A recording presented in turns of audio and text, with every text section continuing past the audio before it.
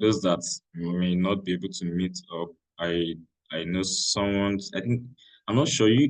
Joy, what's your time there? I think it might be maybe Canada or US. It's around maybe 1 a.m. So some persons um already said they won't be able to meet up. So I was saying uh instructional. I've lost my thought a little. So instructional design for me has been okay, 3, yeah, oh yeah, okay, 3:20 p.m. That's Canada. I know maybe US might be is it 7 hours behind, 7 or 9 hours behind. Um, okay. So I was saying that most times when I get to speak with persons who have interest in instructional design, yeah, it's 4 p.m. Wow, that's a favorable time. Okay. Because I have participants who are telling me that the time 9 p.m. Most times we have the training program, the live sessions around at 7 p.m. Uh, so some persons say that time may not work for them, but that's a discussion for another time. We work out a good time for everyone. And another thing we do is to have two sessions, one for people at different time zones. So that will be sorted out.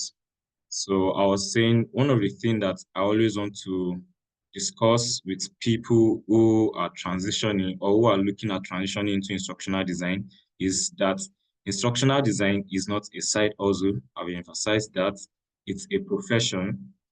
So you don't see it as something that, okay, you want to quickly make money out of this thing. So what can I get out of it? Can I get my $10,000 monthly or something like that? So it's not a side hustle or get rich quick kind of thing. It is a profession. It is a career. That's why we call it transitioning. Those that want to transition or probably graduates who are looking at a very good career path, for them. I have graduates who studied, especially in this part of the world, who studied, let's say, courses that may not be so much available in the market, or maybe they have a lot of people in that particular profession already, and it is very difficult to land a job. So some persons like that are transitioning into instructional design. So it is a profession. You have to see it that way. So seeing it that way, we also call for a deliberate effort to put in the time, invest the time to learn, because of course I will share with us quickly the successes of what we did in the first cohort. But this simple thing that I'm saying are very important to a successful transition, into the profession. It is a profession. You have to put in the time. When I started learning, I put in about 2, 3 months. I was just um I was just going through all the materials that is available on Coning's platform.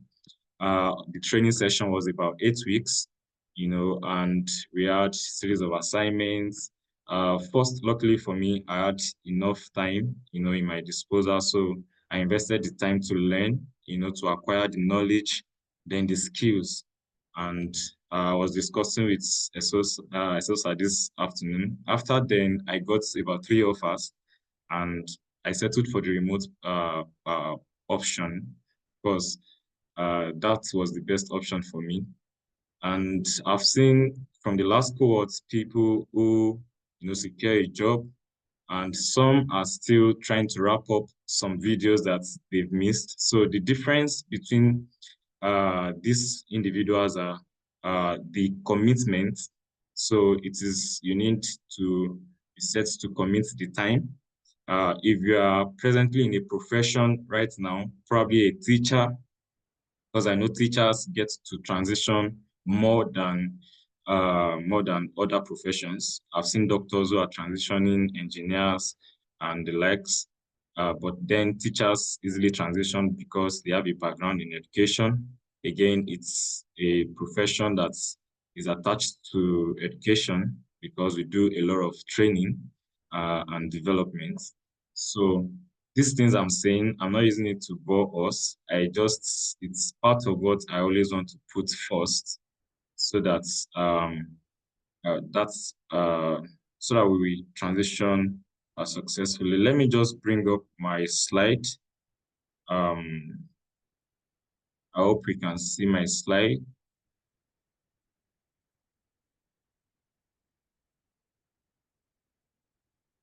We have people who are waiting. Can we see my slide, please?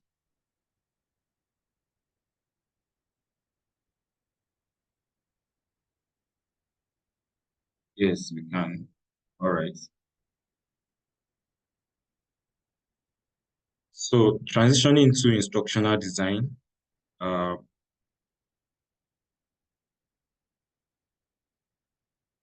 Again, I've introduced myself. Some of these things I've done that. My name is Tai again, and I am an educational technologist, but then I've been able to narrow down my profession or my career to instructional design. So educational technology is more like a bigger or an umbrella, for the industry. We have instructional design as one of the major, actually right now, one of the major parts of the whole sector, of the edtech sector. So what we want to quickly achieve in this short webinar is to tell us what instructional design is, the importance of instructional design, show you some career opportunities, and why it is a good career path, for you. And I will not be so much, I'll not be using the big official terms because I've interacted with a few persons and I noticed that quite a number of us have not even done any research on instructional design. So I'll be using some layman language, just very basic to bring it home to us so that we can understand what instructional design is and then what to expect in the training program. So uh, instructional design, this is more like an official definition, is a systematic process, of creating, developing and delivering educational experiences. So you should note the words that I highlighted in yellow. It is systematic, meaning that, it has different stages. It has been able to, it is structured, and it is used to deliver educational experience, not just educational material, educational experience. So the reason for that is when it comes to education, what we want to achieve is we want to see a change. We want to see a change either in behavior or acquisition of a particular skill, or just it can be bridging a particular gap. But then for education, we want to see a change. For a change to occur, we don't just want to we are not just giving you content or information. We are taking you through experience because of course there's an adage that says experience is the best teacher. And there are research that have shown that people learn faster when they are within an environment that they can gain experience, or within an environment that put them to practice what they are learning. Unlike from that some of those research, we have people learning, let's say 10% of what they learn is things around webinar, just like we have it here, or let's say classroom training or classroom teaching, or online courses. People learn 10% with all those things, and they learn let's say 20% from what they get to they get to try. But when it comes to real learning takes place when you are put into an environment that make you to make you to practice what you are learning. So in education, we look forward to, okay, I'm trying to pull out the model. We call it 70-20-10 model. Again, don't worry, I'm going to talk in a very simple terms for those that are not following yet. These are just some educational jargons, as it were, that we use to communicate. Everything I'm saying will be clear shortly. So we have the 70-20-10 model of learning, and that model says that 70% of what we learn or it's experiential, then 20% are social, like what we uh sorry, let's mute ourselves so that we can have a very good session.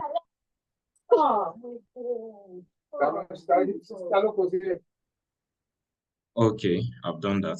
So 70% of what we learn is by experience, then 20% is by social learning, then 10% is by formal learning. So formal learning, for example, what we are doing now is formal learning. So if I want you to remember what we are doing today, I will move it to a social learning. And by doing that, I will ask us to probably be in a group. I think we have about 15 persons, on this webinar. I will ask us to be in a group of, let's say, 5 groups, then discuss what we've done. So in that group, I can say, okay, discuss within yourself, what do you think instructional design is? When you participate in that group, you are being social, just like we have in the social media. You are being social, you give your idea, other persons give their idea, you brainstorm, you share. That's further strengthening what you are learning. It's further strengthening the learning process. But the major landmark is experience. Experience is 70%. It shows that when you are taken through or when you go through an experience, you'll most likely remember what you learn. So for experience, I will not just say discuss what is instructional design. I will say practice. Can you do or yeah, can you offer the service of instructional design? So for someone that is offering the service of instructional design, that is for that person, what instructional design is or who an instructional design is not just conceptual or just an idea or just an information. Now it's something that is innate, something that it has been imbibed, for such person. So uh that person doesn't need so much again, when it comes to, okay, what is instructional design? That person already is practicing that concept that you want to pass across. So education, I'm just trying to tell you what we do in education. That's why we have different things, different activities. Even when you look at the different levels of education, academic now, either the K-12 or for us here in Nigeria, the the secondary level, the primary level, they try to bring in different activities, to ensure that the concept is passed across, or the information, or the content, or the material, is passed across. So one of the major thing we want to do in education is to achieve, some specific goals, to achieve some specific goals. And we have different ways, different means, from research. We have the best way to go about it. And instructional design is just central, somewhere in the middle of the whole education or educational profession.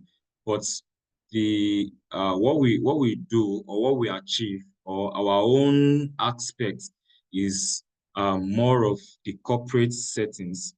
Of course, the knowledge of an instructional designer, you will still see, we enable you to do many things, including planning, curriculum, writing or creating content and all that. But more of our focus is on training and development, organizational training and development. Let me put it that way. So instructional designers, we use systematic process, to deliver educational experience, to facilitate effective learning. It involves, again, thoughtful design of learning materials and activities to achieve specific goals. So let me start speaking in a bit, in a more layman language. So what we do as instructional designers is that we train organization staffs, we upskill organization staffs, we plan effective learning experience for organizations, or corporate world, that is the business world, companies, even governments, and just around any sector that you can think of. And why do we need to design materials or learning experience or plan an effective learning program? Uh, all these organizations, they are always in need of training. All these organizations are always in need of training. For those of us that are in different profession, have you ever gone through a training program, either uh, ILT, which is instructor-led training, physical trainings, or virtual trainings? Have they ever, maybe your organization, the HR asks you to log in on a website and take a course, or they buy a course for you, or they plan a training, maybe 2 weeks training. Have that ever happened in your organization? Can I get some response? Have you ever gone through any training in your organization before? Your present or your current profession? Yes, we have. Okay, that's fine. Is it virtual? Is it physical training?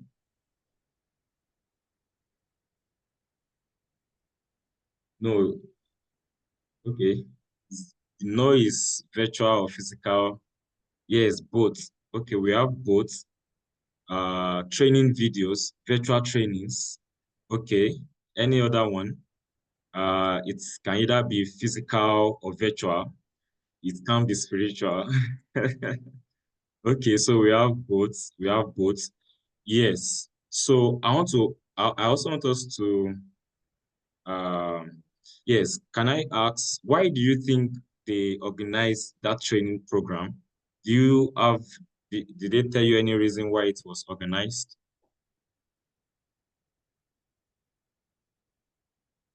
The virtual training program or physical program, was there a reason or it was just a compulsory thing to do? Sometimes they want to teach us something. Okay, thank you for that. Esosa said sometimes they want to teach us something. So it is obvious that what they want to teach us or what they want to teach them in the organization is something that they don't know. So if that is correct, it means that this is where they are and this is where they want them to be. Please just stick with me. So this is where they are. This is where they want them to be. Now, between these two places, there is a gap. I'm sure we get that. This is where they are. This is where they want them to be. So there is a gap. So what they are teaching them is something more like a bridge. When you have, when you have a gap, it shows that you need to bridge something. So what we do really is to bridge gaps within within an organization. within an organization, we bridge gap. Instructional designers bridge, we call it knowledge gaps. So when Asosa said sometimes they want to teach us something, it's obvious that what they want to teach is something that they don't know before, which is telling us that there's a gap between the knowledge they have and the knowledge the organization is expecting them to have. So as an instructional designer, we are there to construct a bridge, just that we don't need engineers there. We construct, I don't have there's this graphics I love to use so much. We are bridging, that knowledge gap, not just knowledge gap, we also bridge skill gap. Yes, we have.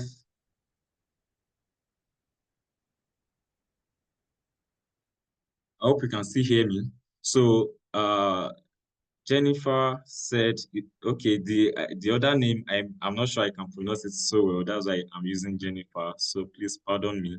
Said to train staff to gain new skill or knowledge. So that's same thing I've said, to bridge either a skill gap or a knowledge gap. They want to pass across an information to increase productivity. So now, Osato, I hope I'm correct, he or she is saying that to increase productivity. So now we are seeing uh, bridging knowledge gap and skill gap. One of the things that we result, when you bridge a knowledge gap and a skill gap, is that the organization's productivity can be improved.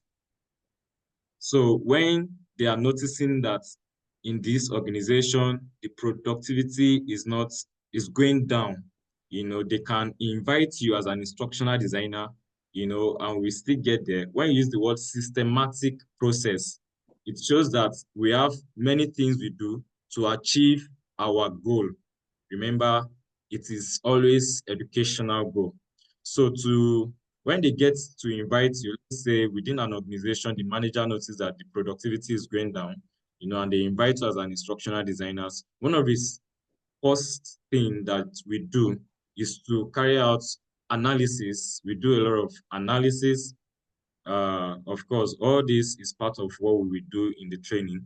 When we carry out analysis, we want to identify what is causing this low production or productivity in the workplace, within maybe a department, or sometimes the need maybe throughout the entire organization, but then most times it is within a specific department. Let's say production departments, let's say they are producing beverages, and maybe they used to have 10,000 beverage, let's say, per day, and now they are having like 7,000 per day. It shows that the productivity is reducing. So when they get to invite you, you do a lot of analysis. We have the likes of um, tax analysis, problem analysis, just a lot of them, audience analysis, so that we can get to the root cause of the problem. One other thing I love to say is that instructional designers, that's how I see myself, that's how I see all instructional designers. They are there to solve organizational problems. I always say that every time. But I will also add to it that many organizations uh, need to be enlightened, and it's because many organizations are not effectively maximizing their instructional designers. Instructional designers are trained to solve organizational problems. They are trained to solve organizational. That is where we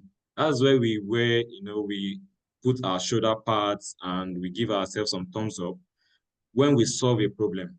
For example, what Osato said there about increasing production can be a problem of an organization. Like I explained, they are producing 10,000 per day. Now they are producing 7,000. That's an headache for a manager because they are losing, their production is low. They are losing money. They may not be able to, it affects their expenses, the ROI and all that. So it is an headache for a manager. So instructional designers are there to analyze the whole situation and arrive at some conclusions, and some of the conclusions can be that there is a skill gap or there is a knowledge gap. When that is identified, and it is submitted to, let's say, the manager, who are also, we use the word stakeholders. When it is submitted to them, they can now give an approval that, okay, now that we've known that this is a skill and knowledge gap, let's go ahead to training. So training cannot just happen anyhow without analysis or identify the need, for that training. So this, I'm already saying many things. I love to talk about instructional design. So I will just leave that to bridge the gap, technological gap, scientific. Okay. All right. So instructional designers, we bridge knowledge gaps. Instructional designers, we bridge knowledge gap. Please, can you all hear me? Am I still connected to us? I want to be Yes, sure. sir, we can hear you, sir. Okay, all right. Okay, okay, thank you. So this is what we do. This is what we do. So we are within an organization to solve their problem. Basically, we are within an organization to solve their problem. So we've seen like some of the training we said we've taken before. It can be physical training programs, but these days, right now, especially since the advent of, or after COVID-19, we have the new normal, and most organizations are moving their materials or their training sessions from the physical training and all those paperwork to online. So they are moving their training programs to virtual or blended learning. Blended learning is a combination of is a blend of the virtual and the physical training program. So this is what we have right now. The organizations are moving their training programs to online, but then instructional designers are in the heart um, of the training and development within an organization. So instructional designers, the role of an instructional designer, I will not want to go over all these lists. I'll just probably give a summary in a very simple term of what an instructional designer does.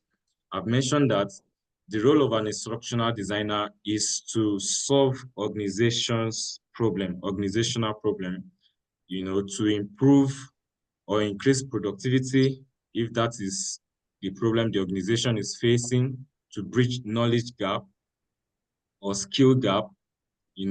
Instructional designers, we do a lot of course, we create learning programs, learning materials, we create learning experiences to achieve all that. But in I always want to emphasize our value within an organization.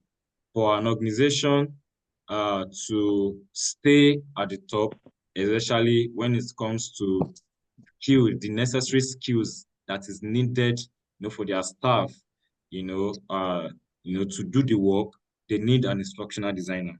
So it's that's that being said, it shows that every organization needs someone, within the department who can monitor the training, and development, of their organization. Sorry, I'm trying to mute us. So that is that on the role of an instructional designer.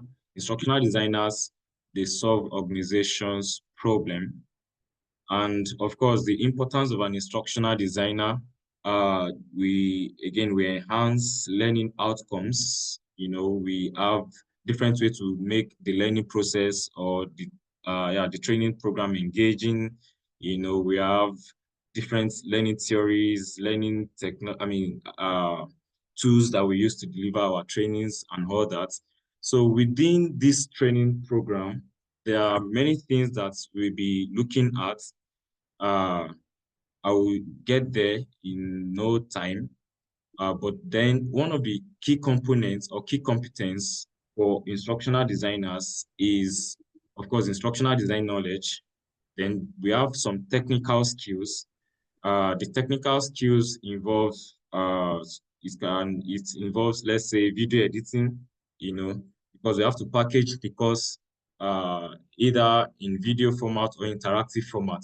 For now, we package our course either in video format, in text format, or in an interactive format. We use different softwares to achieve that, which are not so complex. Some of these softwares are very easy to use. Some of them are template based because for instructional design, it is not first about the tools you are using. Of course, we have a lot of tools. For those that have done research on their own, they will be seeing so many tools.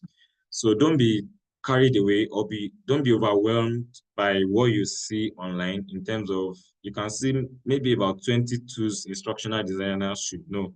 But I want to tell you that you will not be using all those tools at work.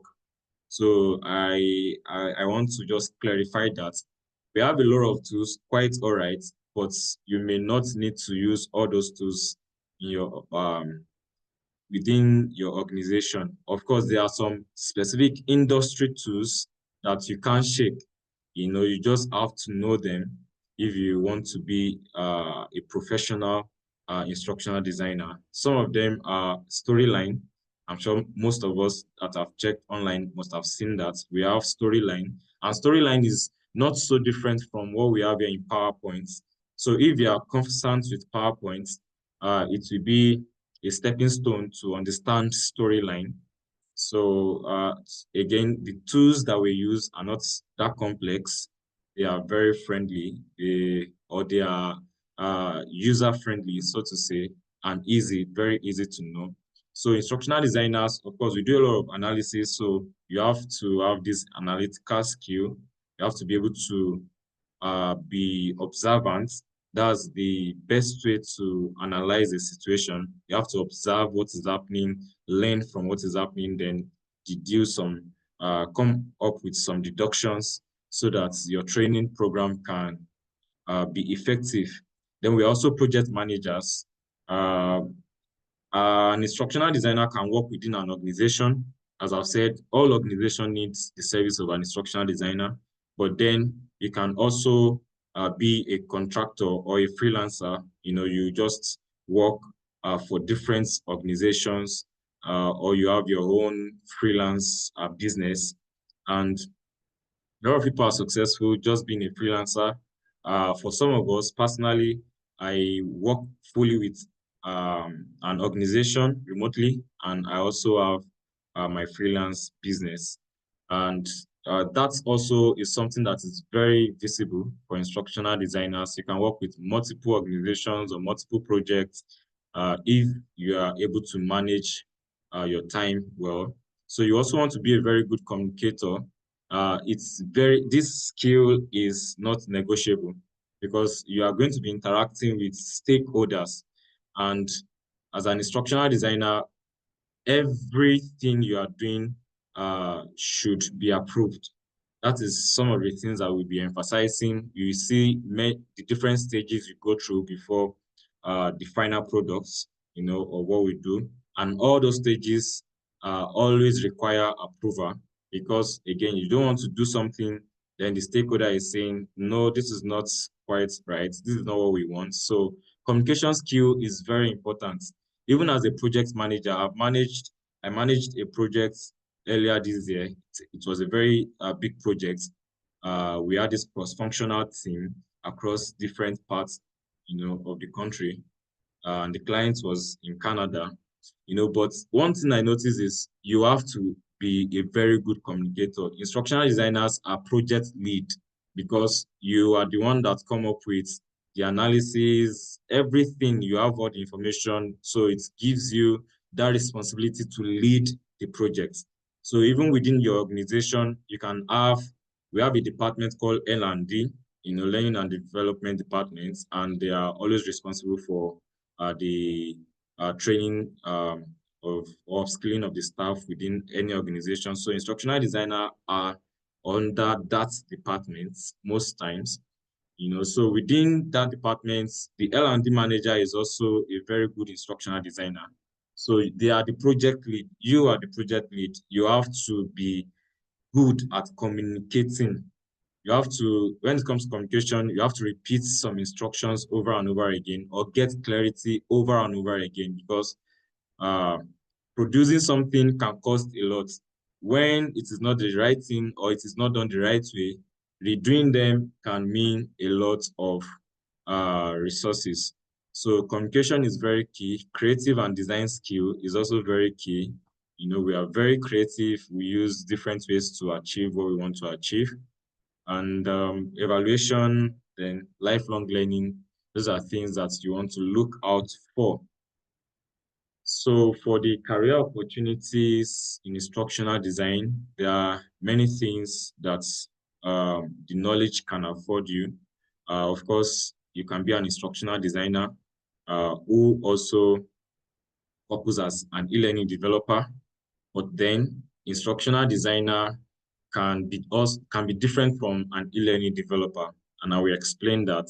So call the name of the profession. We have a lot of names actually. If you've maybe browsed or something, also because many things have not been standardized. So you can say an instructional designer or e-learning specialist, or in some quarters, learning experience designers, while some quarters also see a bit of a difference between an instructional designer and learning experience designer. All these to be clarified.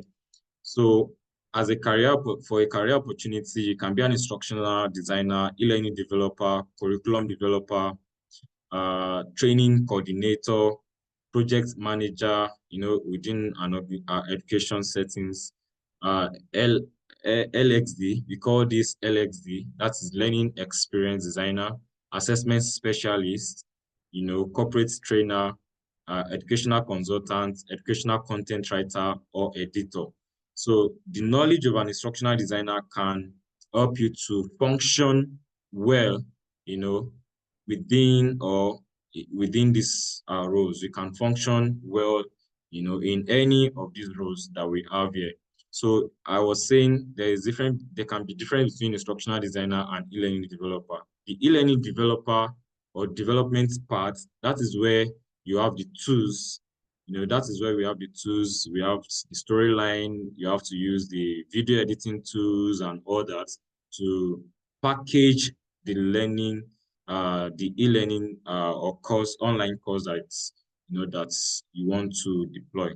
So instructional designers basically they do all the needful, from analyzing the situation, like I've said, to identify the problem they are about to solve, then come up with strategies on how to solve them, use different principles to arrive at, okay, how do we come up with the content, or how do we solve this organization's problem? They have the instructional strategies that they use, to bring about a very good design, for the training. So within that instructional design, they do curriculum development, content development or creation. They do they strategize, they select the medium for delivery, the tools that they will use to deliver the material, the platform that will be used will be determined. So a lot goes on in instructional design. So in some organization, an instructional designer is just basically doing those specific functions. They are not burdened with e-learning development. So the e-learning developer is just there to package what the instructional designer has brainstormed and it has been approved. So, but in other organizations, we have these two responsibility on one person. So I think I've tried to uh, put the difference. All right, so I'll just run through these slides. Okay. Yeah, these are things that we will be doing in the training. We look at the theories that instructional designers use, especially to design an effective learning material. We have a lot of theories, models, and principles that we use. Part of it within that is the analysis that I've discussed. Then we have needs analysis, tax analysis, and different analysis that we do. All this will be treated during the training program. We have writing objectives. Of course, if you want to develop or deliver a training, there should be an objective. When you have your goal, then you start to have your objective. Your goal can also be seen as, let's say, the terminal objective. Then you have your enabling objective. For teachers, they call it, I think they call it learning objective in the academic space. So the objective, yeah, these are we write our objective following this SMART principle. That's to be smart, measurable, achievable, relevant, time bound. So this is what makes for a good objective, and all this will be explained. Then the content development, how to select appropriate content online, how to create content online. Then now we have, thank God for AI, but there's still a need to know how to create content, not just a copy and paste of what you have online.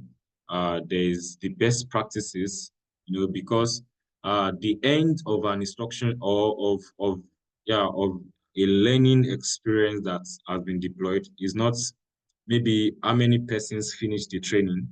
It is the end or the success of a training is attached to the goal that has been identified. A goal can be to solve a particular problem, as I've said. So after the training, we still come back to do some analysis to see that was this training effective? Let's say after 2 months, they produced 10,000, now they are producing 7,000. So after we deploy our training, we come back again after 2 months to see, probably we see that they are now producing 12,000. So we see that the training program was actually effective. So that's how we kind of measure success. So we don't measure success, unlike other academics. Okay, do you pass? How many A's do you have?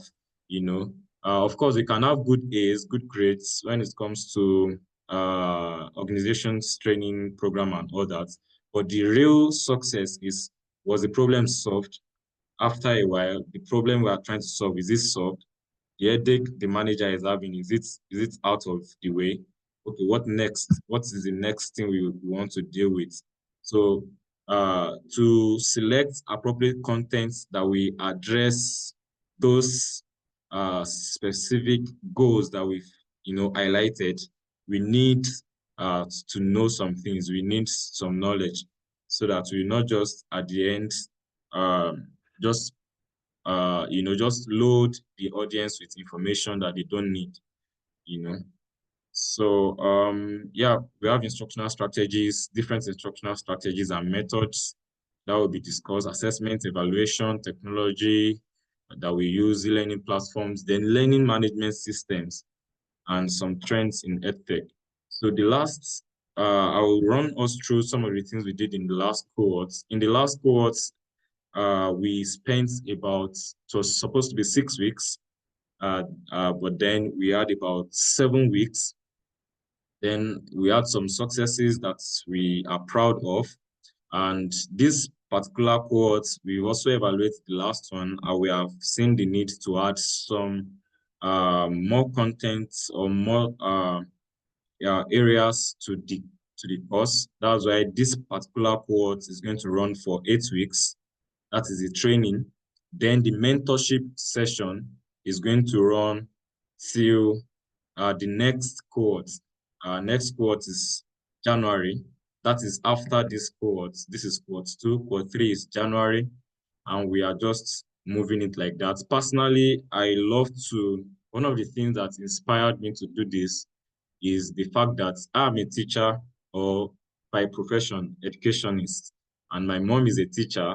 Apparently, when I started working, my first salary was more like, in Nigeria, we have the way they grade the teachers. She was in level 15.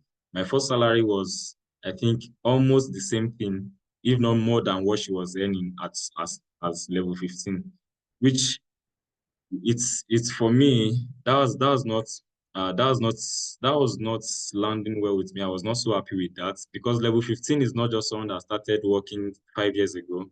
That should be probably 15 years or more of serving, So one of the things that inspired me to do this training is to help individuals, especially let's say people that needs to find a better job, a better profession.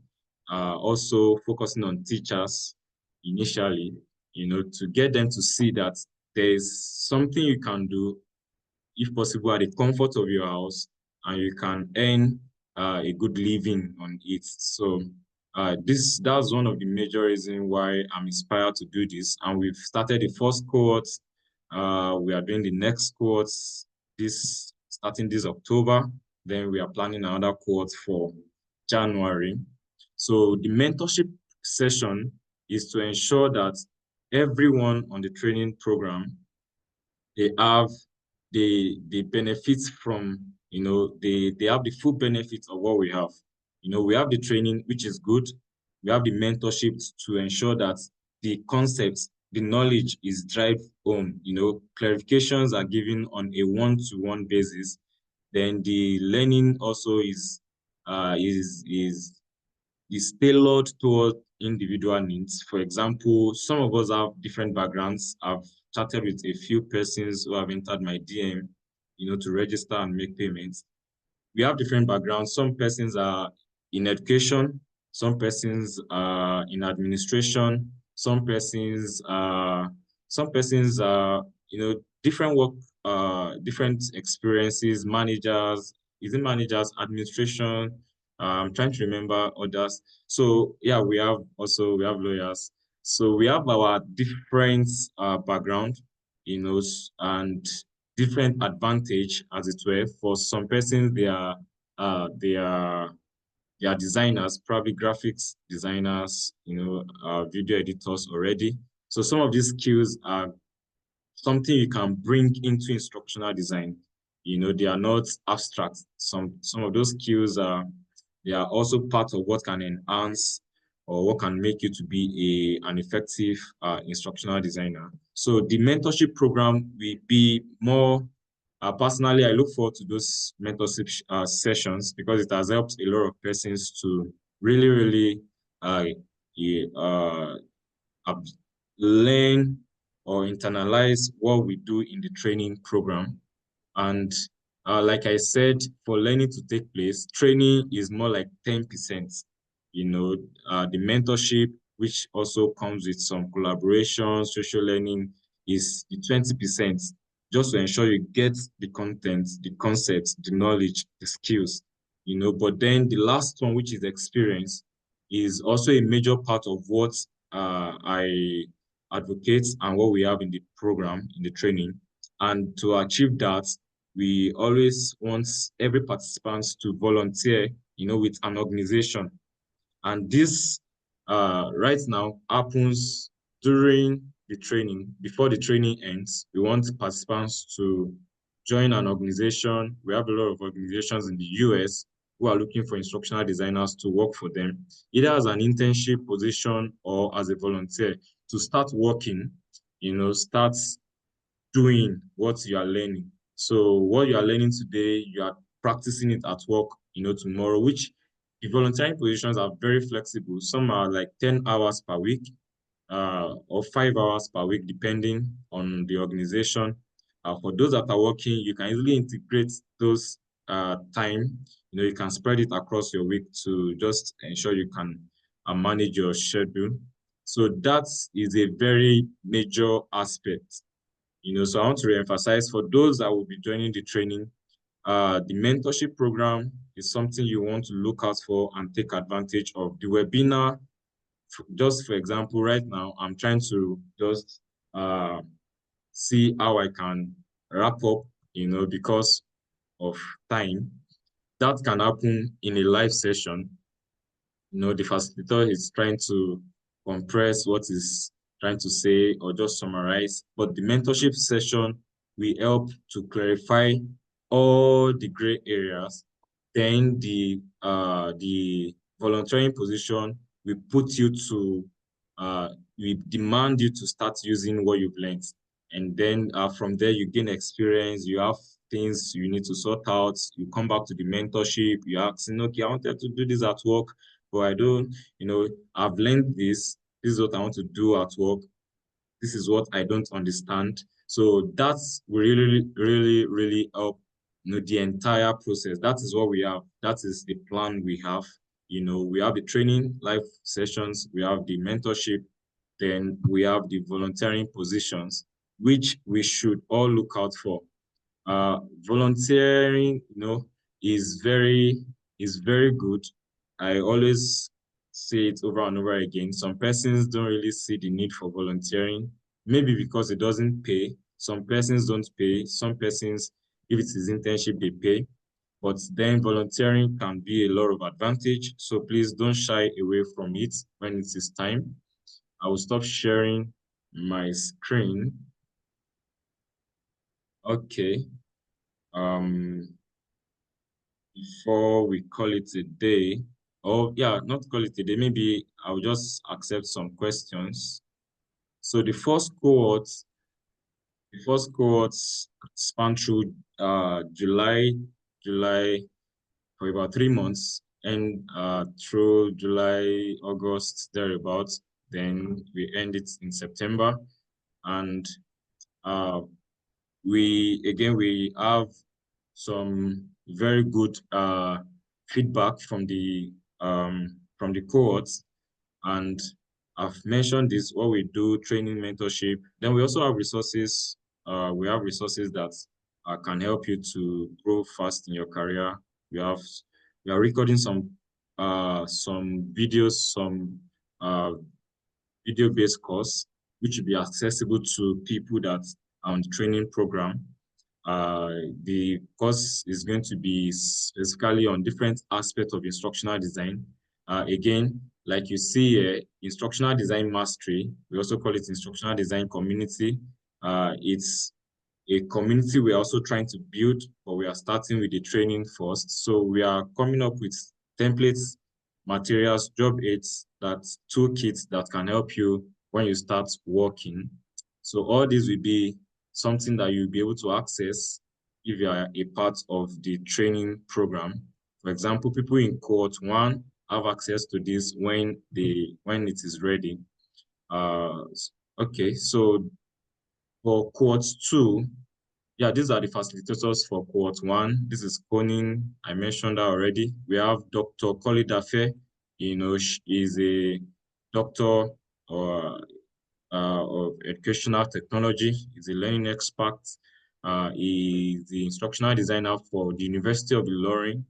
Then we have Oludonya Denunga, who is the e-learning developer, for Code for Africa. And we also have more persons that will be joining this second cohort, to facilitate. Again, I said that we've highlighted some things that we need to add up. For example, we are looking at adding up learning management system, also part of what instructional designers should know.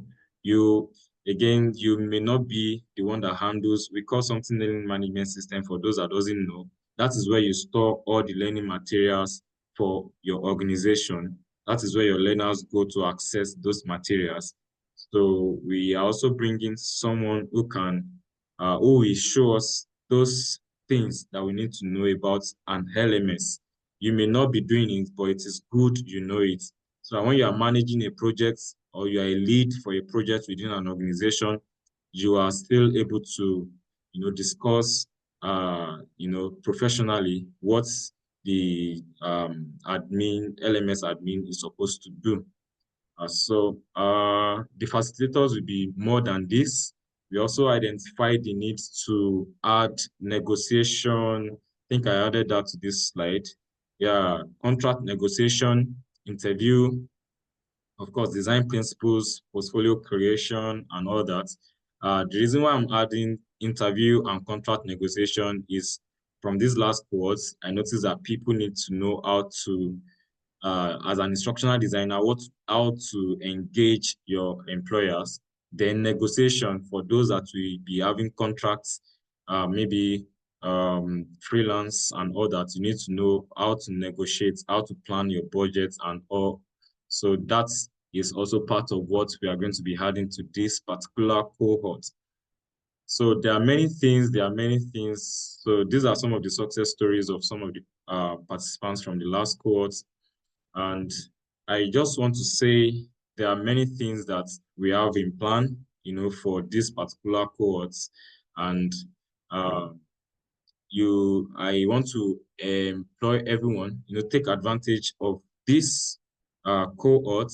The last cohort, we have it at 100,000 naira, that is Nigerian currency. I think in the US then that was about 65, but this 65? Yeah, from diaspora people across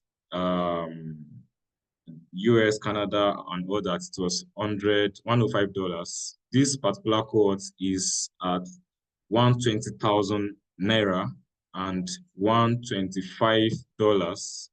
Yes, I think that is. I also dropped that on the group chat. So I want to uh, advise that we take advantage of it. Most times, because of the mentorship session that comes with it, we don't get to admit so much because the mentorship session can be demanding, you know, it's like 40 to 45, sorry, 40 to 45 to 1 hour, depending on what we want to achieve. So every participant have access to that mentorship program. So we get to achieve just a handful, like about 20 participants, you know. Or also, depending if the number we have is much, we can seek to have more mentors because again, all our facilitators are very engaged. They are very busy, including myself. But then we are going to put out the time and the efforts to make the training a success. It's a success for me is everyone settling, getting that. That's how I define a success. When you are settled, let's say with your job, then I start to see that I'm successful at the program. So I don't get to, for example, the last cohort, we still open the mentorship session until this cohort is starting. The cohort is going to start by October ending. So the mentorship session is still going on. I still interact with even those that are already working, we still interact to ensure that what they do at work, they have some guidance and all that. Then they are still within the community. They can access the material. They can access, more resources that will help them to, templates that will help them to function well at their new workplace. So thank you for your time. I know I planned it to be an hour, and I hope I was able to communicate to us what an instructional designer does. So instructional design is a very interesting field. Right now, I discussed with someone earlier today. Um, the profession is still at its crude state. We have a lot of people joining into, just transitioning, but then there are still need for many more because every organization needs the service of an instructional designer with the plant training. I was discussing that even within my organization, we have training programs. Then I still had the privilege to receive projects as contracts, because of course they understand that I have a team, that can do the work. And that happens within other organizations too. I've been able to work as an ad hoc staff for other organizations who have instructional designer within the L&D department. But training programs is it's something that is in demand. There are new policies within the organization. There are new set of let's say technology they need to use, new set of knowledge they need to have. So training is something that takes place every now and then. And that's why the need for instructional designers is something that um, uh, organizations are always, are always looking out for. So thank you. If you have questions, I think there are some questions here.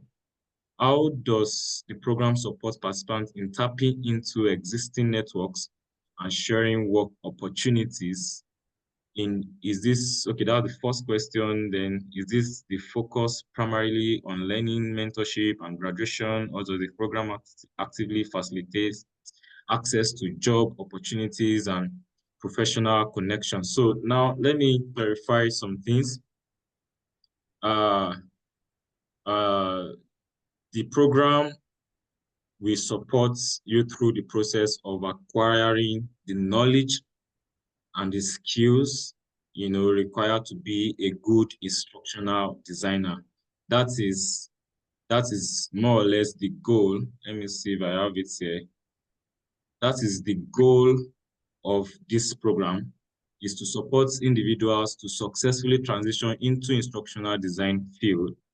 We are not responsible for getting a job for the participants. What we do is that, like I mentioned, for the experience, for you to have experience, we share organizations that you can apply to, to volunteer. So we do that even for the last cohorts. We get organizations that you can volunteer with. You apply with them, they interview you, and you agree on the time that you are going to be working, the scope of the work, and all that. But we also share opportunities, job opportunities, but we are not there to assure you that we are going to get a job for you. What we can tell you is there are opportunities out there, and we'll prepare you, in every way we can to make you job ready. So that is the clarification that I also need to add. We are not saying when you are done, we are linking you up with a job that will be paying you this, and that. No, we are equipping you with all the skills and knowledge you need to function well as an instructional designer. Then what we also do as a commitment to gain experience is to share different opportunities to volunteer, basically to volunteering positions that you can apply to. For networking, now the idea or what we are planning to achieve is to build a community, that we help you to, to have a good network. Of course, the community first are the community first are participants of the program, but then we are expanding it to have more members, people who are working. The last course, we have people who are already, working in an organization, and they needed more knowledge, on instructional design. Those people are experienced. They are also within the community. They are within the training program, and they are also they are resourceful. If you connect with them and you ask questions, those are things that we also achieve. We put people in groups so that you can get to know each other, know the person, know where the person works, so that even when, for example, this last cohort, some persons get a job and they were able to invite other persons, that's just the idea. Within the training, that's a first level networking, within your peers. You get to know them. When they have opportunity, of course, they will reach out to you. And I do that too. Example is the one of the facilitators here, who is a very good friend of mine. Uh, Technically, all the contracts I've gotten, we do it together. That is doing here. All the contracts are outside of my full-time work that I've gotten. We do it together, and that's just how to build your networks. It may not be in their numbers. It may just be one or two persons, but the quality of what you share can mean a lot. If you need more networking, you can do that on LinkedIn. The networking that we provide is within the participants, and of course, you can connect with the facilitators. Then within the participants, when you connect with them, opportunities can come out of that. I hope that is clear. I hope that is clear. Um, yeah. Do we have any other question?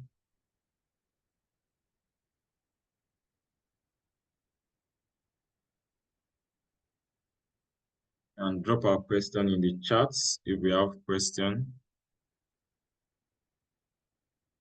Or you can unmute your mic and ask.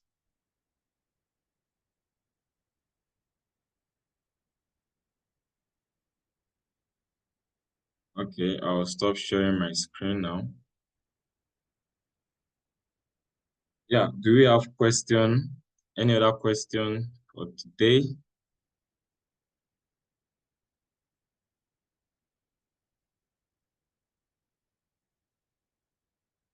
Okay, no question. All right, so the no. All right, we have no. No, that's fine. Uh, I look forward to we can start registering. Please, you can enter my DM. I will share with you the registration link. Of course, you are required to make payments first. After that, you'll be moved to the platform where we are using, to collaborate. And we are, of course, going to be using Zoom, recorded Zoom sessions for our live sessions, also for our mentorship sessions. But we are using Discord, for the cohorts where every participant will get to get information, submit their assignments, uploading it on a particular drive and all that. So you can start registering. Of course, one other thing I would do is of course, to unveil the facilitators during this week, maybe on Wednesday. We get to know all the facilitators that will be coming. I think it should be about 6 facilitators for the program. And the program is going to run for 8 weeks this time. The training, live sessions is going to run for 8 weeks. The mentorship session is going to run for about 3 months. That is October, ending November, December, okay, 2 months. Then January too. That's January. The next cohort is January ending. So the mentorship session will last for 3 months. All right. So thank you for being patient. I thank everyone for waiting. And if you don't have any question, I think I'll just say you should have a wonderful night rest. And for those that are still in the evening, afternoon, have a productive day.